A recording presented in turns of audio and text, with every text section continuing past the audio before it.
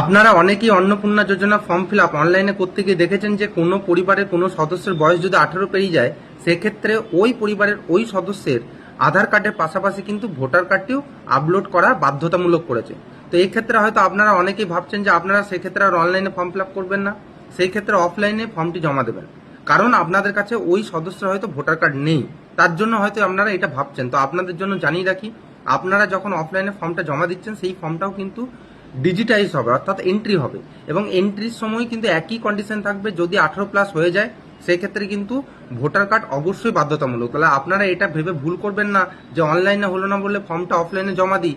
তো সুতরাং আপনাদের জন্য একটা সাজেশন দিয়ে রাখবো, এরকম অনলাইন অফলাইনে ছোটাছুটি না করে যেই সদস্যের ভোটার কার্ড এখনো পর্যন্ত হয়নি কিন্তু 18 বছর পেরিয়ে গেছে, আপনারা অনলাইনে ফর্ম 6 অ্যাপ্লাই করে দিন নতুন ভোটারের জন্য।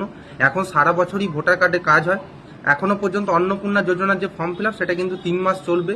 সুতরাং আশা করি তার মধ্যে আপনারা এপিক কার্ডটি পেয়ে যাবেন। সাজেস্ট করবো যে ওই এপিক কার্ডটা পাওয়ার পরে আপনারা অন্নপূর্ণা যোজনার জন্য ফর্ম ফিল আপ করুন।